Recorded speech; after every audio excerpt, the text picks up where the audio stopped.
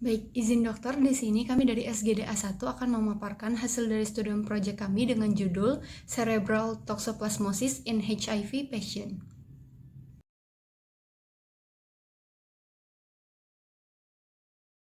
Baik, pertama-tama saya akan memaparkan latar belakang dari studi proyek ini, di mana cerebral toxoplasmosis merupakan suatu infeksi yang terjadi ketika parasit Toxoplasma gondii menjadi aktif kembali dan menyebabkan peradangan berat pada otak. Infeksi ini pada umumnya menyerang individu dengan sistem kekebalan tubuh yang lemah, terutama pada pasien yang mengidap HIV. Toxoplasmosis cenderung kambuh pada pasien HIV karena melemahnya sistem kekebalan tubuh, khususnya saat jumlah sel CD4 yang berperan penting dalam menjaga daya tahan tubuh itu menurun secara drastis. Infeksi ini juga dapat menyebabkan lesi otak yang meluas dan terus menyebabkan morbiditas serta mortalitas yang tinggi. Pasien HIV harus dipantau secara ketat dan memahami hubungan antara HIV dengan toxoplasmosis itu sangat krusial dalam penentuan strategi yang tepat untuk pencegahan, diagnosis, dan juga pengobatan, serta meningkatkan prognosis pasien. Oleh karena itu, penting untuk memahami lanjut mengenai penyakit cerebral toxoplasmosis ini pada pasien dengan HIV. Selanjutnya, berangkat dari hal tersebut, kami dapat merumuskan masalah berupa di mana yang pertama yaitu apa relevansi cerebral toxoplasmosis dengan pasien HIV. Kedua, bagaimana epidemiologi cerebral toxoplasmosis pada pasien HIV. Yang ketiga, bagaimana manifestasi klinis, diagnosis, manajemen, dan penanganan cerebral toxoplasmosis pada pasien HIV. Lalu yang terakhir, apa upaya yang dapat dilakukan untuk mencegah cerebral toxoplasmosis pada pasien dengan HIV. Izin dokter, perkenalkan nama saya Octavio Julukon Sorjati dengan NIM terakhir 001, izin untuk menjelaskan tentang cerebral toxoplasmosis. Jadi cerebral toxoplasmosis intinya itu adalah lesi vokal otak yang paling umum dan penyebab utama morbiditas dan mortalitas di antara pasien yang terinfeksi HIV, terutama di negara berkembang seperti Indonesia. Kejadian ini lebih sering terjadi pada pasien dengan jumlah CD4 yang rendah. Cerebral toxoplasmosis ini adalah penyakit infeksi oportunistik yang berkaitan dengan sistem saraf pusat yang biasanya menyerang pasien-pasien dengan acquired immunodeficiency syndrome atau AIDS dan merupakan penyebab yang paling sering terjadinya abses cerebral pada pasien-pasien dengan AIDS. Berikutnya saya izin untuk menjelaskan dari Toxoplasma gondii. Jadi Toxoplasma gondii ini adalah parasit intraseluler obligat penyebab penyakit toxoplasmosis tadi. Infeksi ini menyebabkan berbagai gejala klinis pada burung, hewan, mamalia laut, dan manusia. Toxoplasma gondii ini telah diisolasi dari berbagai wilayah geografis kecuali dari Antartika. Ada 3 bentuk infektif dari Toxoplasma gondii, termasuk sporozoid yang ditemukan dalam ookista, tachyzoid, dan bradyzoid yang hidup dalam kista jaringan.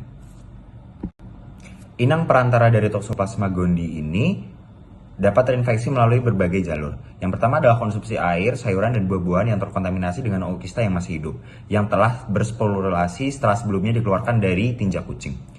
Konsumsi daging mentah atau setengah matang yang mengandung kista jaringan yang masih hidup, penularan kongenital dari ibu melalui plasenta, transfusi darah, transplantasi organ di mana organ tersebut mungkin mengandung kista atau tachyzoid, inang definitif yaitu kucing, dapat terinfeksi melalui carnivorism atau memakan daging baik mamalia maupun burung atau melalui konsumsi ookista yang telah bersporulasi. Konsumsi susu atau produk susu yang tidak dipasteurisasi dengan baik juga merupakan sumber potensi penularan meskipun kurang atau tidak umum.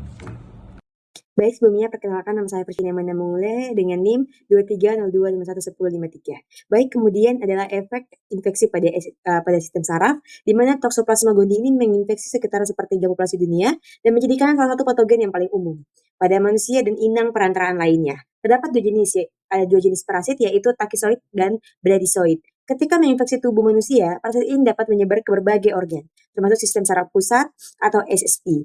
Infeksi Toxoplasma gondii pada SSP dikenal dengan encephalitis. Toxoplasma gondii memiliki kemampuan untuk menembus sawar, darah atau otak.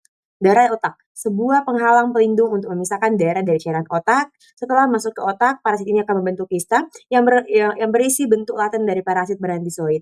Kista ini kira-kira dapat bertahan dalam jangka waktu lama dan dapat menyebabkan kerusakan jaringan pada otak secara perlahan, dan kemudian respon imun di tubuh terhadap infeksi Toxoplasma gondii ini dapat menyebabkan peradangan di sekitar kista dan dapat merusak jaringan di otak. Baik, untuk prevalensi cerebral toxoplasmosis pada pasien HIV, di mana toxoplasmosis ini adalah satu infeksi oportunistik yang paling umum yang terjadi pada sistem saraf pusat pada pasien HIV. Infeksi Toxoplasma gondii pada pasien HIV biasanya terjadi ketika CD4-nya rendah atau produksi sitokin dan interferon gamma-nya berkurang, sehingga aktivitas sel limfosit Toxoplasma sitotoksik berkurang dan menginduksi infeksi Toxoplasma gondii. Infeksi ini seringkali tidak menimbulkan gejala atau hanya seperti gejala ringan seperti flu. Namun, pada pasien HIV sendiri dengan sistem kekebalan tubuhnya yang lemah, infeksi ini dapat menjadi sangat serius dan dapat mengancam nyawa. Pada pasien AIDS dalam mengalami gejala yang dimulai dari lesu hingga koma, ataksia hingga hemipresis, kehilangan ingatan, hingga demensia, dan kejang vokal dan hingga umum. Dibandingkan dengan pasien HIV tahap awal, kasus HIV stadium lanjut dan stadium terminal lebih mungkin mengalami gangguan neurologis dengan 10,5% pasien mengalami kelainan parapresis. Toxoplasmosis biasanya menyebabkan penurunan kondisi mental yang akut ketika infeksi human immunodeficiency virus atau HIV dikaitkan dengan demensia yang berkembang perlahan dan hilangnya kesadaran. Salam Swastiastu, perkenalkan nama saya Edio Putra Gunawisa dengan 3 NIM terakhir 181. Sekarang saya akan menjelaskan epidemiologi Toxoplasma gondii. Toxoplasma gondii menginfeksi sekitar sepertiga populasi dunia, termasuk lebih dari 13 juta orang yang terinfeksi HIV, menyebabkan peradangan otak dan berbagai penyakit lainnya. Di Amerika Serikat, insiden tahunan toxoplasmosis cerebral diperkirakan mencapai 1.399 orang. Prevalensi tertinggi infeksi T. gondii pada pemeriksaan HIV terjadi di Sudan Utara sekitar 75%, Kongo sekitar 73,7%, Ethiopia sekitar 72,4%, Iran sekitar 60,7%, Papua Nugini sekitar 59,7%, Brasil sekitar 57%, Meksiko sekitar 48,7%, dan Indonesia sekitar 43,6%. Berdasarkan data Rumah Sakit di Bandung, pada tahun 2019, terdapat prevalensi toxoplasmosis cerebral sekitar 52 dari 404, yaitu 12,9% dari semua infeksi sistem saraf pusat atau SSP. Pada pasien HIV positif didapatkan sekitar 45% telah terinfeksi T. gondii. Sekian dari saya, berikutnya akan dilanjutkan oleh teman saya. Baik, izin dokter dan teman-teman, sebelumnya perkenalkan, nama saya Made Anika Putri Maheswari dengan 3 digit NIM terakhir 230. Saya izin untuk memaparkan manifestasi klinis cerebral toxoplasmosis pada pasien HIV. Di mana lebih dari 50% manifestasi klinis toxoplasmosis melibatkan kelainan pada intracerebral, termasuk ensefalopati, meningoencephalitis, dan juga lesi massa pada otak. Manifestasi klinis toxoplasmosis cerebral pada pasien HIV ini sangat berhubungan dengan jumlah dan topografi lesi pada otak, di mana manifestasi klinis toxoplasmosis cerebral yang umum terjadi yaitu dapat berupa sakit kepala, defisit neurologis vokal, demam, konfusi, kejang, perubahan psikomotor ataupun perilaku, palsi nervus cranialis, ataksia, dan juga abnormalitas pada visual. Sedangkan adapun manifestasi klinis cerebral toxoplasmosis lainnya yang dapat terjadi akan dijelaskan oleh rekan saya. Baik, perkenalkan saya Ananta dengan 3 digit NIM terakhir 077. Izin untuk menjelaskan mengenai manifestasi klinis cerebral toxoplasmosis pada pasien dengan HIV. Untuk manifestasi klinis yang akan saya jelaskan akan lebih spesifik, contohnya pada defisit neurologis vokal. Manifestasi klinis yang akan muncul itu seperti kelumpuhan saraf otak, dismetria, afasia, penurunan visus, dan juga defisit motorik. Lalu saya juga akan menjelaskan mengenai manifestasi klinis lainnya yang juga muncul dan dapat ditemukan seperti adanya gerakan-gerakan involunteer dan juga adanya neuropsikiasis encephalitis, yang mana ini dapat ditandai dengan psikosis, demensia, gangguan cemas, gangguan kepribadian, bahkan bisa menyebabkan stupor, koma, hingga kematian. Baik, perkenalkan saya Kusal Tambunan dengan 3 digit NIM terakhir 204. Selanjutnya saya akan menjelaskan mengenai diagnosis cerebral toxoplasmosis pada pasien HIV. Jadi untuk pasien AIDS atau HIV ini yang seropositif dan mengalami gangguan sistem kekebalan akibat kekurangan limfosit T memiliki risiko 30% untuk toksoplasmosis cerebral dan kerusakan otak. Infeksi pada pasien HIV yang seropositif dapat berkembang menjadi toksoplasmosis yang dapat menyebabkan encephalitis, koma, encephalitis, dan bahkan kematian. Selanjutnya akan dijelaskan oleh teman saya. Baik, sebelumnya izinkan saya untuk melanjutkan. Sebelumnya perkenalkan, saya Brahmantia dengan 3 digit terakhir 105. Saya izin melanjutkan, di mana untuk pasien HIV dengan jumlah limfosit CD4+ yang rendah menunjukkan encephalitas dari toksoplasmosis. Selain itu, abses otak toksoplasmik ditemukan sebanyak 13% pada penderita HIV, sedangkan lesi vokal otak lainnya menunjukkan insidensi yang lebih rendah seperti limfoma SSP sebesar 6%, abses akibat jamur 3%, dan progresif leukoencephalopati multivokal itu sebanyak 2%. Baik, di sini saya akan melanjutkan sesi presentasi dari yang sebelumnya. Sebelumnya, perkenalkan nama saya Putu Daninga Yundari dengan 3 digit NIM akhir 027. Di sini saya akan melanjutkan presentasi mengenai penanganan secara farmakologis cerebral toksoplasmosis pada pasien HIV.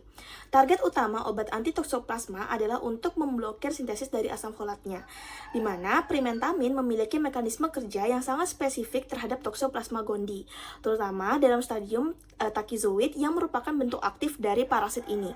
Obat ini akan efektif dalam membunuh parasit yang sedang aktif bereplikasi, dan salah satu keunggulannya adalah kemampuannya untuk dapat menembus sawar darah otak sehingga bisa mengatasi infeksi di dalam parenkim otak.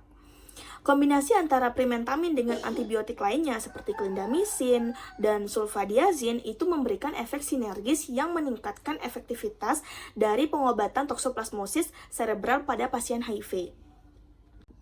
Kemudian, kombinasi primentamin dan clindamycin seringkali digunakan sebagai pilihan alternatif lini pertama dalam pengobatan toksoplasmosis cerebral pada pasien HIV jika pasien memang tidak mentoleransi penggunaan dari sulfadiazin seperti misalnya pasien mengalami alergi pada sulfa.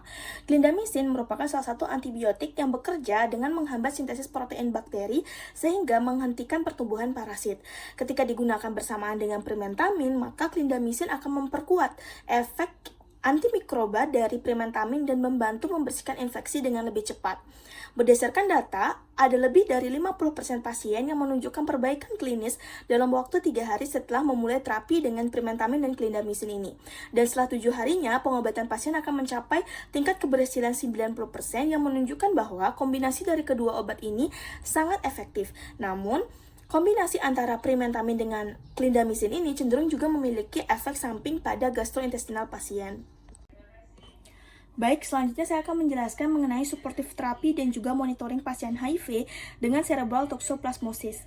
Suportif terapi dan monitoring pada pasien HIV dengan cerebral toksoplasmosis bertujuan untuk mengoptimalkan perawatan secara klinis, meningkatkan respon tubuh terhadap terapi utamanya, dan juga mengurangi komplikasi. Di mana suportif terapi ini sendiri adalah terapi yang kita tujukan untuk memberikan kenyamanan, dukungan sosial, ataupun fungsional terhadap pasien ataupun keluarganya pada semua stadium penyakitnya. Nah, jenis-jenis suportif terapi yang bisa kita lakukan pada pasien ini yaitu yang pertama adalah penggunaan kortikosteroid seperti dexamethasone, di mana hal ini dilakukan untuk mengurangi peradangan dan juga edema cerebral, membantu mencegah kerusakan jaringan otak lebih lanjut, dan meredakan gejala adanya peningkatan tekanan intrakranial seperti sakit kepala, mual, muntah, dan juga gangguan kesadaran. Yang kedua adalah manajemen kejang. Terapi bisa kita lakukan dengan menggunakan antikonvulsan seperti phenytoin dan juga levetiracetam yang bisa digunakan sesuai dengan kebutuhan, dan dosisnya disesuaikan kepada kondisi dari pasien itu sendiri dan interaksinya dengan terapi retroantiviral atau ART serta obat toksoplasmosis lainnya. Yang keempat adalah terapi nutrisi. Intervensi nutrisi yang memadai termasuk suplementasi vitamin dan juga mineral seperti asam folat itu sangat penting untuk kita tinjau untuk mencegah efek samping dari hematologisnya. Kemudian yang keempat adalah konseling dan juga dukungan psikososial, di mana dukungan psikologis dan juga edukasi tentang pasien betapa pentingnya kepatuhan terhadap ART dan pengobatan toksoplasmosis ini agar bisa menyembuhkan pasien. Selanjutnya untuk monitoringnya ini, terapi induksinya ini harus kita lakukan setidaknya selama 6 minggu sampai adanya perbaikan klinis dan juga radiografinya menunjukkan adanya perbaikan klinis yang diikuti dengan adanya terapi pemeliharaan sampai jumlah dari CD4 selnya tetap di atas 200 sel per milimeter kubik, kemudian dan juga viral load HIV-nya ini tidak terdeteksi hingga 6 bulan. Selain mengatasi infeksi yang diakibatkan oleh toksoplasmosis, kita perlu memonitoring pada pasien HIV penting untuk pemberian terapi antiretroviral atau ART pada pasien HIV dengan toksoplasmosis cerebral juga tidak bisa kita abaikan dan perlu kita monitoring lebih lanjut. Kemudian dalam situasi di mana pengobatan antiretroviral ini dimulai bersamaan dengan terapi untuk toksoplasmosis juga, penting untuk kita memantau pasien dengan hati-hati dan memastikan tidak adanya reaksi obat yang merugikan ataupun sindrom dari reaktivasi imun atau disebut dengan IRIS, Immune Reconstruction Inflammatory Syndrome, yang bisa nantinya memperburuk gejala daripada pasien. Baik, selanjutnya akan dilanjutkan oleh rekan saya. Selanjutnya, saya akan menjelaskan mengenai manajemen komplikasi pada cerebral toxoplasmosis pada pasien HIV. Sebelumnya, perkenalkan saya Trewan Laucian-Sianturi dengan 3 digit NIM terakhir 079. Pasien HIV dengan cerebral toxoplasmosis biasanya disertai dengan gangguan status mental, defisit motorik, ataupun kejang. Demam dan sakit kepala juga mungkin muncul. Manifestasi yang sering terjadi untuk pasien HIV adalah encephalitis toxoplasma atau ET. Namun, bisa juga bermanifestasi sebagai encephalitis diffus. Beberapa komplikasi cerebral toxoplasmosis pada pasien HIV yaitu yang pertama lesi otak. Lesi otaknya ini disertai dengan peradangan dan edema cerebral. Untuk manajemen komplikasinya diberikan kortikosteroid berupa dexamethasone. Namun, pemberian steroid bagi pasien HIV harus dalam monitoring ketat dikarenakan pemberian jangka panjang bisa meningkatkan resiko infeksi sekunder akibat penurunan sistem imun. Yang kedua yaitu infeksi sekunder. Untuk manajemen komplikasinya, dijadwalkan untuk mendapatkan terapi profilaksis, menjaga kehigienisan, dan juga istirahat sehingga menurunkan resiko terkena infeksi sekunder. Selanjutnya adalah pemberian antiretroviral terapi pada cerebral toxoplasmosis pada pasien HIV. HAART pada cerebral toxoplasmosis biasanya dimulai dalam waktu 2 minggu setelah inisiasi cerebral toxoplasmosis untuk membantu meningkatkan sistem kekebalan tubuh pasien HIV dengan cerebral toxoplasmosis. Dalam sebuah uji klinis ditemukan bahwa tingkat keamanan pemberian antiretroviral terapi pada pasien HIV dengan infeksi oportunistik antara pemberian segera yaitu dalam 7 hari dan pemberian setelah menyelesaikan terapi untuk mengatasi infeksi oportunistik yaitu 3-6 minggu berada dalam tingkat keamanan yang sama. Pada saat ini juga sedang dilakukan penelitian terkontrol acak untuk mengevaluasi kembali waktu pemberian yang tepat untuk HAART pada pasien HIV dengan cerebral toxoplasmosis. Namun, sejauh ini ditemukan bahwa tidak terdapat interaksi obat yang signifikan antara obat HAART dengan sulfadiazin dan pyrimethamine, yang merupakan obat untuk mengobati cerebral toxoplasmosis. Selanjutnya akan dijelaskan oleh teman saya. Perkenalkan, nama saya Mikaela Dian Sasami dengan 3 digit NIM terakhir 157, dan di sini saya akan menjelaskan mengenai pencegahan cerebral toxoplasmosis. Secara umum, pencegahan cerebral toxoplasmosis dilakukan dengan 2 hal utama, yaitu menjaga makanan atau food precautions dan juga menjaga kebersihan atau hygiene precautions. Dalam usaha menjaga makanan, disarankan untuk memasak makanan hingga benar-benar matang, dan juga ketika hendak memasak daging dibekukan terlebih dahulu di suhu kurang dari 0 derajat Celcius selama beberapa hari. Selanjutnya, saat hendak mengonsumsi sayur ataupun buah, sayur dan buah tersebut dicuci terlebih dahulu di bawah air yang mengalir. Lalu, kita juga perlu menghindari untuk memakan makanan yang tidak higienis, kerang-kerangan mentah, dan susu yang belum dipasteurisasi. Dan dalam upaya menjaga kebersihan, dapat dilakukan pembersihan area untuk memasak makanan setiap kali selesai digunakan. Selalu menggunakan sarung tangan apabila melakukan kontak dengan tanah atau hal-hal lain yang berkemungkinan terpapar toksoplasma, terutama apabila adanya kemungkinan kontak dengan feses kucing. Dan yang terakhir, selalu mencuci tangan dengan sabun apabila melakukan kontak dengan apapun yang kemungkinan terpapar oleh toksoplasma. Lalu, untuk pencegahan cerebral toxoplasmosis pada pasien HIV dan juga petugas kesehatan, dilakukan dengan untuk orang dengan HIV harus dites antibodi toksoplasma gondii segera setelah didiagnosis. Hal ini membantu untuk mengidentifikasi kepada pasien yang beresiko, terutama jika jumlah CD4 di bawah 200 sel per milimeter kubik. Selanjutnya dilakukan pengobatan profilaksis primer dan sekunder. Pada pengobatan profilaksis primer untuk pasien dengan jumlah CD4 kurang dari 100 sel per milimeter kubik, trimetoprim sulfametosasol atau TMP SMX setiap hari direkomendasikan untuk mencegah reaktivasi infeksi laten. Lalu pada pengobatan sekunder dilanjutkan pemberian TMP-SMX hingga jumlah CD4 melebihi 200 sel per milimeter kubik selama lebih dari 3 bulan. Selain daripada cara pencegahan tersebut, menjaga makanan dan kebersihan juga perlu dilakukan. Hal ini sama dengan tenaga kesehatan, di mana tenaga kesehatan juga perlu menjaga makanan dan juga kebersihan. Kemudian, para tenaga kesehatan juga harus melakukan beberapa strategi dengan fokus pada pendidikan, praktik kebersihan, dan penanganan makanan yang aman. Kemudian dilakukan sesi pelatihan rutin harus dilakukan untuk meningkatkan pengetahuan petugas kesehatan tentang Toxoplasma gondii, cara penularan, dan strategi pencegahan. Kemudian, petugas kesehatan dapat selalu menjaga kebersihan dengan menggunakan alat perlindungan diri yang sesuai, mencuci tangan, memastikan kebersihan makanan, dan secara rutin melakukan pemeriksaan kesehatan, terutama jika bekerja dengan kelompok berisiko tinggi. Sekian yang bisa saya sampaikan, terima kasih.